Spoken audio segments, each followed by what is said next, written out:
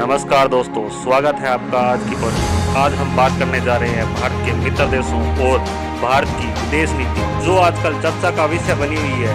आज भारत की विदेश नीति की तारीफें पूरे विश्व में की जा रही है। पूरी दुनिया जान चुकी है कि भारत अपनी दोस्ती निभाने के लिए किसी भी हद तक जा सकता है।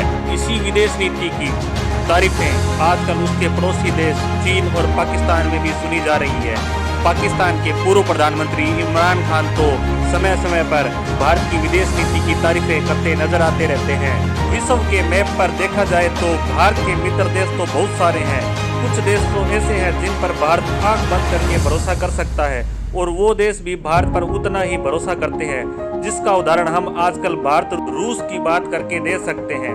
यूक्रेन के साथ युद्ध के कारण रूस पर विभिन्न देशों ने प्रतिबंध लगा रखा है। उसके बाद भी भारत रूस से लगातार तेल आयात कर रहा है। अमेरिका ने पूरे विश्व के देशों पर प्रतिबंध लगा रखा है रूस से तेल लेने के लिए, परंतु भारत ही है जो अमेरिका का मित्र देश होते हुए भी रूस से तेल ले रहा है।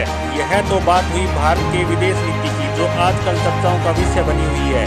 परंतु आज हम बात करने जा रहे हैं भारत के दूसरे मित्र देश की, और वह देश है इजराइल, जो भारत के साथ हर मुसीबत में खड़ा नजर आता है।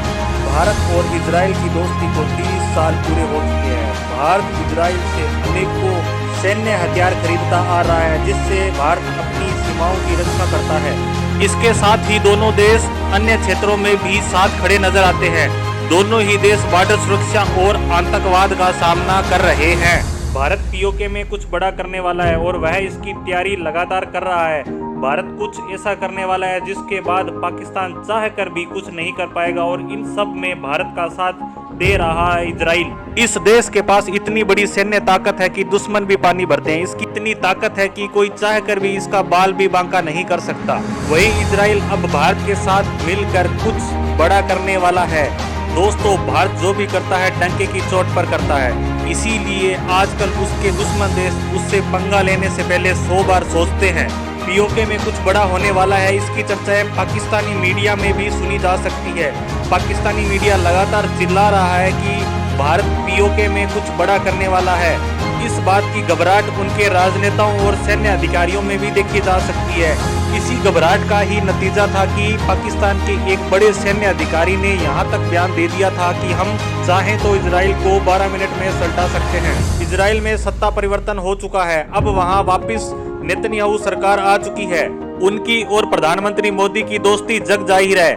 इजराइल सैन्य ताकत के साथ साथ कृषि क्षेत्र में भी महारत हासिल कर चुका है, और इसी उच्च तकनीक को वह भारत के साथ लगातार साझा करता आ रहा है। और इसी कृषि क्षेत्र में 2 कदम आगे बढ़ते हुए इजराइल ने कश्मीर और लद्दाख क्षेत्र में 2 यूनिवर्सिटियां खोलने की घोषणा की है। सिर्फ घोषणा ही नहीं की है, वहां के अधिकारियों ने तो यहां आकर विजिट करना भी शुरू कर दिया है। इन्हीं सब घोषणाओं और कार्रवाइयों की वजह से पाकिस्तान घबराया हुआ है। उसे लग रहा है कि यूनिवर्सिटी खोलना तो सिर्फ एक बहाना मात्र है। जैसे चीन पीओके में अपना सैन्य बेस बनाना चाहता था, उसी तरह इजराइल का सीधा दखल कश्मीर में हो जाएगा, और वह धीरे धीरे यहाँ सैन्य बेस भी स्थापित न कर ले। उसके बाद पाकिस्तान तो क्या चीन भी कुछ नहीं कर पाएगा। इसी बात की घबराहट कुछ समय से पाकिस्तानी राजनेताओं और सैन्य अधिकारियों में देखी जा रही है। पिछले कुछ दिनों में पाकिस्तानी राजनेताओं द्वारा कश्मीर पर बयानों की अधिकता इसी का ही परिणाम है। पाकिस्तान को डर है कि भारत एलओसी में कोई बड़ा खेल न कर दे। भारत इजराइल की दोस्ती पर आधारित इस पोस्ट को यहीं समाप्त करते हैं। धन्यवाद।